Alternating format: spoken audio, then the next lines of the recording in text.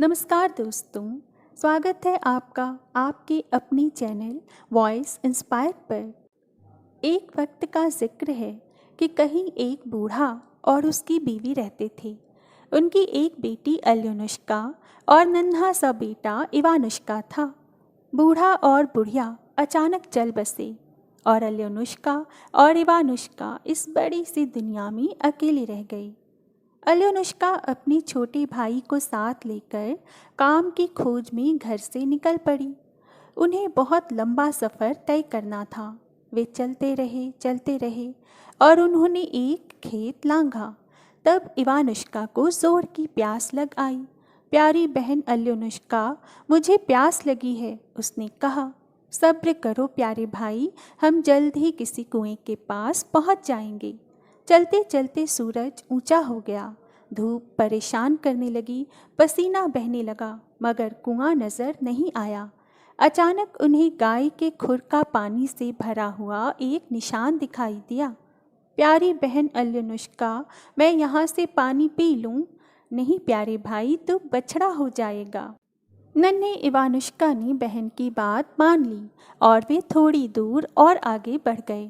चलते चलते सूरज और ऊंचा हो गया। धूप और परेशान करने लगी, पसीना और ज़्यादा बहने लगा, मगर कुआं कहीं नज़र नहीं आया। तब वे घोड़ों के सुमों के पानी से भरे हुए निशान के पास पहुँचे। प्यारी बहन अल्योनुष्का, क्या मैं यहाँ से पानी पी लूँ? नहीं प्यारे भाई, तू बछेड़ा हो जाएगा। इवानुष्का ने आह भरी और वे आगे चल दिए। चलते चलते सूरज और भी ऊंचा हो गया। धूप और भी ज़्यादा परेशान करने लगी, पसीना और भी ज़्यादा बहने लगा, मगर कुआं अभी तक कहीं भी नज़र नहीं आया। तब वे बकरी के खुर के पानी से भरे निशान के पास पहुँचे। प्यारी बहन अल्योनुष्का, मैं प्यास से मरा जा रहा हूँ, यहाँ से पानी पी लूँ? इवानुष्का ने पूछा। नहीं नन्हे भाई, तो मेमना बन जाएगा। मगर इवानुष्का ने अपनी बहन की बात इस बार नहीं मानी और वहाँ से पानी पी लिया। ऐसा करते ही वह मेमना बन गया। अल्योनुष्का ने अपने भाई को पुकारा तो इवानुष्का की जगह उसके पीछे एक मेमना दौड़ता हुआ आया। अल्योनुष्का बेचारी फूट फूट कर रोने लगी। वह सूखी घास की टाल के पास बैठी हुई सिसक रही थी और मेमना उसके इर्द गिर्द फुदकता फिरता था। तभी अचानक घोड़े पर सवार एक सौदागर वहाँ से गुजरा। तुम किस लिए रो रही हो सुंदरी? उसने पूछा। अल्योनुष्का ने उसे अपनी मुसीबत बताई। सौदागर ने कहा, सुंदरी, तुम मुझसे शादी कर लो, मैं तुम्हें सोने चांदी से लाद दूंगा और यह मेमना भी हमारे साथ रहेगा। अल्योनुष्का ने इस पर कुछ देर तक विचार किया और फिर वह सौदागर से शादी करने के लिए राजी हो गई। अब वे दोनों सुख से रहने लगे।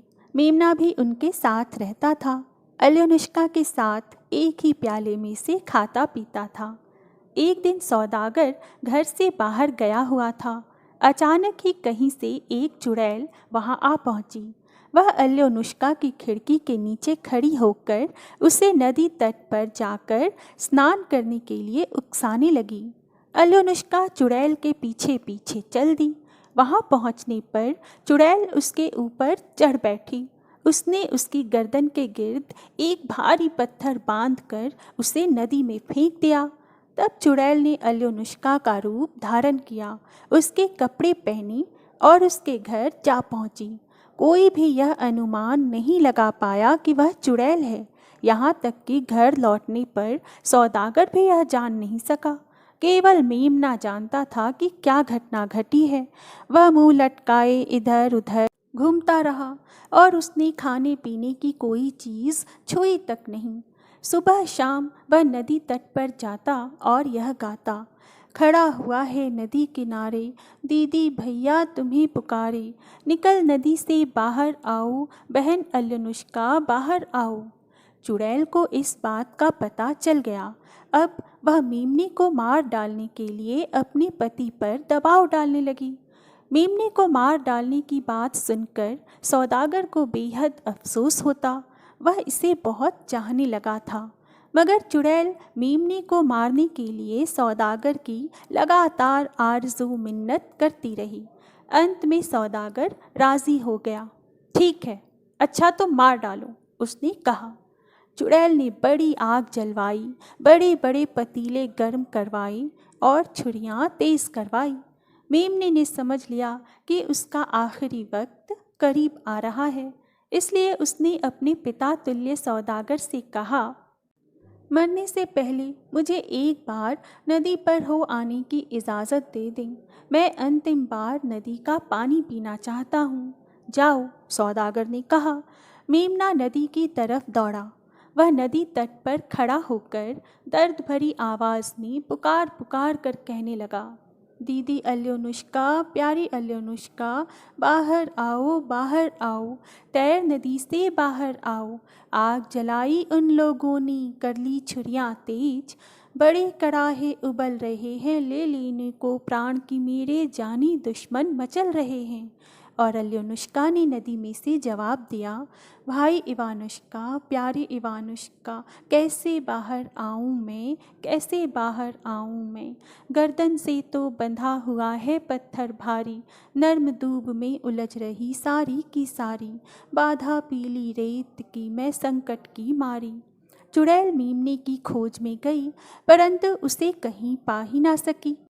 तब उसने एक नौकर को बुलाया और उससे यह कहा, जाओ, जाकर मेमने को खोजो और उसे मेरे पास लाओ। नौकर नदी तट पर गया और वहाँ उसने मेमने को तट पर इधर उधर दौड़ते और दर्द भरी आवाज़ में यह कहते सुना, दीदी अल्योनुष्का, प्यारी अल्योनुष्का, बाहर आओ, तैर नदी से बाहर आओ।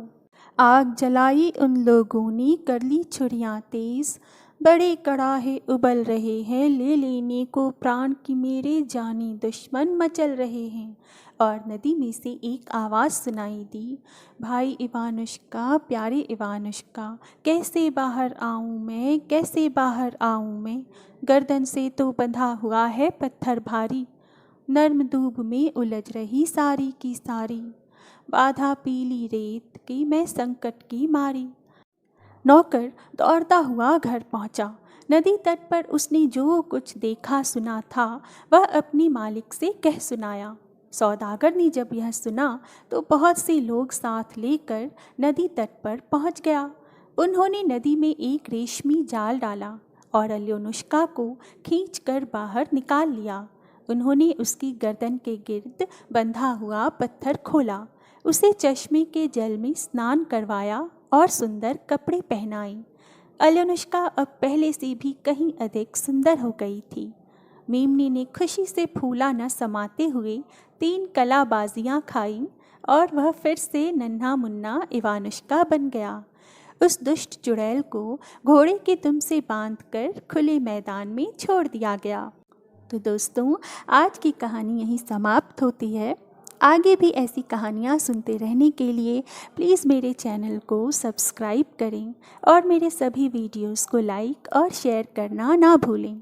मैं फिर आऊँगी एक नई कहानी और एक नई आशा के साथ। तब तक के लिए नमस्कार। आपका दिन शुभ हो।